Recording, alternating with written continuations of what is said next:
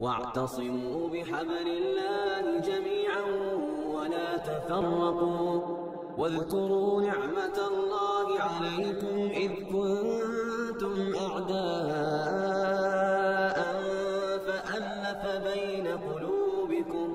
فأصبحتم بنعمته إخوانا وكنتم على شفا حفرة من النار فأنقذكم منها. بسم الله الرحمن الرحيم. إن الحمد لله والصلاة والسلام على رسول الله ومن والاه وبعد. برادران عزیز، اس وقت وحدت اسلامی پورے ملک میں اتحاد امت کے سلسلے میں ایک صدا بلند کر رہی ہے، اور اس دینی تحریک سے وابستگان، کارکنان، ذمہ داران، وہ تمام کے تمام ایک جٹ ہو کر اس امت مسلمہ کے شیرازے کو متحد کرنے پر ایڑی چوٹی کا زور صرف کر رہی ہے، جو آج وقت کا ایک تقاضا ہے۔ دراصل یہ امت جو آخری نبی کی آخری امت ہے، اور اس امت کے بعد کوئی امت نہیں، اس نبی کے بعد کوئی نبی نہیں، اور لاہ عمل جو اس امت کو دیا گیا ہے، آسمانی کتاب، اس کتاب کے بعد کوئی کتاب نہیں۔ تو ظاہر ہے کہ ہم سب کو اس نبی کی دی گئی کتاب کے لیے جو امت برپا کی گئی ہے، اس حیثیت سے ہم تینوں مرحلوں میں یکا اور تنہا اس لیے نظر آتے ہیں کہ اب ہمارے کوئی مد مقابل امت نہیں ہے، لیکن دیگر اقوام جو امت مسلمہ کی بالخصوص، جنہیں ہم مخالفین یا منکرین اور اس کتاب الہی سے روگردانی کرنے والی قوم کہہ سکتے ہیں، اور یہ تانا بانا انکار کا صرف کسی ایک ملک میں کی حد تک محدود نہیں، بلکہ یہ یہود، نصارہ اور دیگر جو اقوام ہیں جن کی گویا ایک طرح سے غلبہ اور سطوت دیگر اقوام پہ قائم ہے، ان کے رنگ میں رنگتے ہوئے امت مسلمہ کے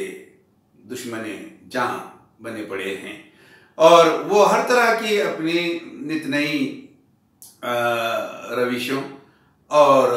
کئی قسم کے ہیلے اور بہانوں کے ذریعے اس امت کو ٹھیس پہنچانا چاہتے ہیں۔ سوال یہ نہیں ہے، اور ہمیں اس پر غم بھی نہیں،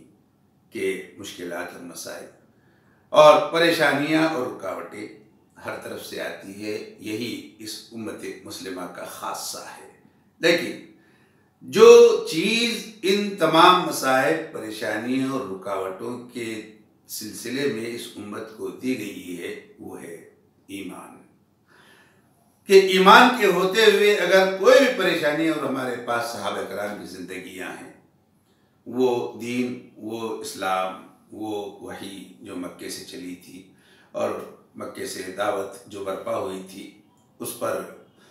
صحابہ کرام کو اور اللہ کے رسول کو جس طرح کی تکالیف دی گئی اور پہنچائی گئی، وہ ہمارے آنکھوں کے سامنے ہے، اور سیرت کی کتابوں میں سب کچھ درج ہے۔ لیکن ایمان کی راہ میں اگر کوئی شخص ان مسائل کو جھیلتے ہوئے اپنے آپ کو استقامت کی راہ پر لاتا ہے، اس لیے کہ ظاہر ہے استقامت کا مرحلہ وہ ایمان کے بعد ہی آتا ہے۔ جب استقامت اس کے اندر ہو جائے گی، اس کی کئی مثالیں ہیں، حضرت مصعب بن عمیر کو دیکھ لیجئے، حضرت بلال حبشی کو کی زندگی پر غور کیجئے، اور آپ کے غزوات کی ان تمام مراحل سے آپ گزریے اور سیرت کی ساری کتابیں اور حیات الصحابہ کو آپ دیکھ ڈالیے تو ہمیں استقامت کے پہاڑ، بلند پہاڑ، مضبوط پہاڑ وہ نظر آتے ہیں۔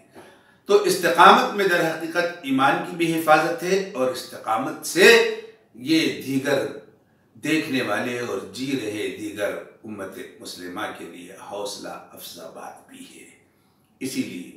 جب دو چیزیں بیک وقت پائی جائیں، ایک ایمان، دوسرے استقامت، تو اب جو تیسری چیز ہے جس کی اس امت کو بالخصوص آج کے وقت میں بہت ضرورت ہے، وہ ہے اتحاد۔ کہ جب ایمان استقامت سے میچ ہوگا اور استقامت میں زور ہوگا تو اب متحد ہونا ایک لازمی نتیجہ ہوتا ہے۔ دراصل اسی اتحاد کے پیچھے ایسے دست درازیاں ہو رہی ہیں، اور دشمنان اسلام اس اتحاد کو پارا پارا کرنے اور اس شیرازے کو بکھیرنے میں ایڑی چوٹی کا جو زور صرف کر رہے ہیں، اس کی وجہ سے یہ امت آج اس دو راہ پہ کھڑی ہے۔ ہمیں قطعی اس سے شکایت نہیں ہے کہ ایک شخص وہ اپنی ذات، اپنے فرد،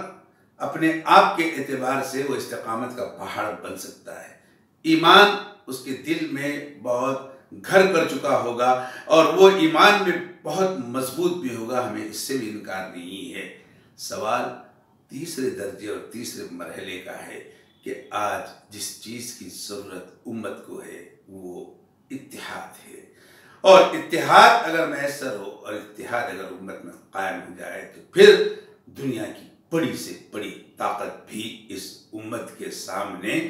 ٹک نہیں سکتی، اور یہ دین اور یہ اسلام اور یہ تعلیمات اور یہ سنت اور یہ صحابہ کا جوش اور ان کی قربانیاں اور تابعین اور تبع تابعین اور سلف صالحین اور علماء امت کہ جنہوں نے اس دین کے سلسلے میں اپنے آپ کو نچھاور کر دیا اور اپنے جانوں کی قربانیاں دی ہے، در حقیقت یہ اتحاد کے پرے ہی یہ نتائج ہم کو ملتے ہیں۔ اس لیے ہمیں اس سلسلے میں بہت غور اور فکر کرنے کی ضرورت ہے، اور ایک اتحاد ایک ایسا پلیٹ فارم ہے کہ اس پلیٹ فارم پہ آنے کے بعد میں پھر نہ تورانی رہے باقی، نہ ایرانی، نہ افغانی، یہ یعنی بتانے رنگ و خون کو توڑ کر ملت میں گم ہو جا، نہ تورانی رہے باقی، نہ ایرانی، نہ افغانی۔ اگر ہم یہ کر لیں گے تو پھر انشاءاللہ صحیح نتائج جس کی ہم توقع کر رہے ہیں، اور ہمیں امید ہے اللہ کی ذات سے کہ یہ امت کہ جس کے تعلق سے کہا گیا کہ اسی دریا سے اٹھتی ہے وہ موجے تند و جونا بھی، نہنگوں کے نشے من جس سے ہوتے ہیں تہو بالا۔ یہ طاقت، یہ قوم، یہ امت، یہ ایمان، یہ چیز اتنی بڑی طاقت اور قوت اپنے اندر رکھتی ہے کہ وہ نہنگوں کے نشیمن کو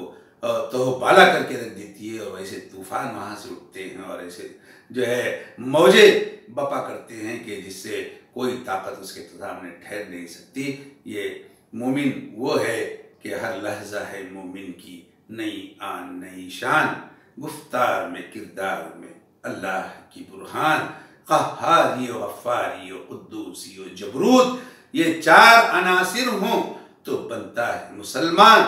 جس سے جگر لالا میں ٹھنڈک ہو وہ شبنم، اور دریاؤں کے دل جس سے دہل جائے وہ طوفان۔ یہ ہے وہ مسلمان، اور یہ دراصل ایمان کا جوش ہے، اور استقامت کی وہ طاقت ہے، اور اتحاد کا وہ پیکر ہے جس سے یہ نتائج پیدا ہو سکتے ہیں اور بپا ہو سکتے ہیں۔ وحدت اسلامی انہی تینوں چیزوں کو لے کر پورے ملک میں کوشش کر رہی ہے۔ میں دعا کرتا ہوں اللہ رب العزت سے کہ اللہ تعالیٰ اس کے کارکنان کو ہمت دے، حوصلہ دے، ان کی عمروں میں برکت دے، اور اس میں کام کرنے والوں کو اخلاص کی دولت سے مالا مال فرمائے، اور اس کے بہترین نتائج مرتب فرمائے، تاکہ یہ امت اس روئے زمین پر دعوت اللہ کا فریضہ بحسن خوبی انجام دے سکے۔ وما ذلك علی اللہ بعزیز۔ ھذا وباللہ التوفیق، وآخر دعوانا ان الحمد للہ رب العالمین۔ شفا حفرة